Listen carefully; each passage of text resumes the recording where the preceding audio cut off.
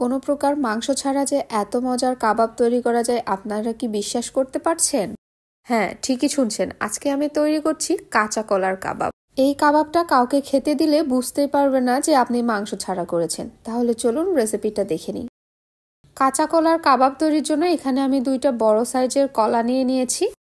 এরপর কলা দুটোর সামনের এবং পেছনের অংশ কেটে ফেলে দিয়ে মাঝখান বরাবর কেটে 2টা ভাগ করে নিচ্ছি। এই পর্যায়ে কিন্তু কলাগুলো আমি খুব ভালোভাবে ধুয়ে পরিষ্কার করে নিয়েছি। এবার একটা পাত্রের মধ্যে নিয়ে পর্যাপ্ত পরিমাণ পানি দিয়ে দিচ্ছি যাতে কলাগুলো খুব ভালোভাবে সিদ্ধ হয়ে নিতে পারে। কলাগুলো সিদ্ধ হতে 10 মিনিট টাইম লেগেছে। এরপর আমি এটা চুলা থেকে নামিয়ে রাখছি। আর অপর পাশে আমি এখানে 3 টেবিল চা চামচ মসুরির ডাল নিয়েছি। আর এই ডালগুলো আমি আগে থেকে ভিজিয়ে রেখেছিলাম, এটা ব্লেন্ডারে ব্লেন্ড করে নিচ্ছি। আর এদিকে কলাগুলো খুব ভালোভাবে ঠান্ডা হয়ে গিয়েছে। এখন কলাগুলো থেকে কলার খোসাগুলো আমি ছাড়িয়ে নিচ্ছি। এভাবে কলা সিদ্ধ করে নিলে কলাতে যে পরিমাণ আয়রন থাকে সেটা একদমই অটুট থাকে, তাই অবশ্যই খোসা সহ কলাগুলো সিদ্ধ করে নেবেন, এতে পুষ্টির পরিমাণটা অনেক বেশি পাবেন। আর কাঁটা চামচ দিয়ে কলাগুলো আমি খুব সুন্দরভাবে ম্যাশ করে নিয়েছি।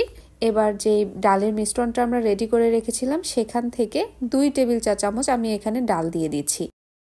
এবার অ্যাড করছি গুঁড়া মশলা, দিয়ে দিচ্ছি 1/4 টিস্পুন ধনিয়া গুঁড়া, 1/2 টেবিল চা চামচ লাল মরিচ গুঁড়া, স্বাদ মতো লবণ, 1/4 টিস্পুন হলুদ গুঁড়া, 1/4 টিস্পুন জিরা গুঁড়া, আর দিয়ে দিচ্ছি 1/4 কাপ পেঁয়াজ বেরেস্তা।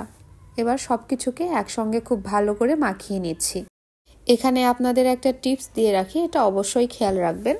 যে পরিমাণ কলা নেবেন তার সাথে 2 চামচ পরিমাণ ডাল বাটা ইউজ করবেন, এর থেকে বেশি ইউজ করবেন না, তাহলে ডালের একটা গন্ধ আসবে এবং খেতেও ভালো লাগবে না।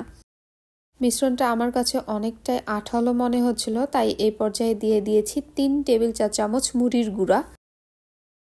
এখানে আপনারা চাইলে ব্রেড ক্রামসও ইউজ করতে পারেন, কিন্তু আমার হাতের কাছে ছিল না, তাই মুড়িটা আমি গুঁড়া করে নিয়েছি সেটাই ইউজ করেছি। এবার হাতটা সম্পূর্ণভাবে পরিষ্কার করে হাতে একটু তেল মাখিয়ে নিয়েছি। যে সাইজের কাবাবগুলো তৈরি করে নিব সেখান থেকে অল্প পরিমাণ ডো নিয়ে এভাবে করে কাবাবের শেপ দিয়ে নিচ্ছি। দেখে নিশ্চয়ই বুঝতে পারছেন এখানে বলে বোঝানোর কিছু নেই। এভাবে করেই সবগুলো কাবাব আমি একে একে বানিয়ে নিয়েছি। এই কাবাবগুলো দেখে কি মনে হচ্ছে এগুলো কাঁচা কলা দিয়ে বানানো? একদমই না, এগুলো খেতেও অনেক মজার। এবার কাবাবগুলো ভাজার জন্য চলে যাচ্ছি চুলাতে। ফ্রাইং প্যানে আমি পর্যাপ্ত পরিমাণ তেল দিয়ে দিয়েছি, আর তেলটা হালকা গরম হয়ে আসলে এভাবে এক এক করে কাবাবগুলো ছেড়ে দিচ্ছি। এই পর্যায়ে চুলার তাপটা রেখেছি মিডিয়াম ফ্লেমে। এভাবে করে কাবাবগুলো বানিয়ে আপনারা ডিপ ফ্রিজে কোনো এয়ারটাইট বক্সে সংরক্ষণ করে রাখতে পারবেন 1 মাসের মতো। যখনই পোলাও বিরিয়ানি রান্না করবেন সাথে সাথে বের করে ভেজে নিতে পারবেন। এই তো তৈরি হয়ে গেল মজাদার কাঁচা কলার কাবাব। মাংসের কাবাবের থেকে কোনো অংশেই কম না। আশা করছি আমার আজকের রেসিপি আপনাদের কাছে অনেক ভালো লেগেছে। রেসিপি ভালো লাগলে ভিডিওতে অবশ্যই একটি লাইক দিবেন এবং চ্যানেলটি সাবস্ক্রাইব করে পাশে থাকবেন। আজ তাহলে বিদায় নিচ্ছি। আল্লাহ হাফেজ।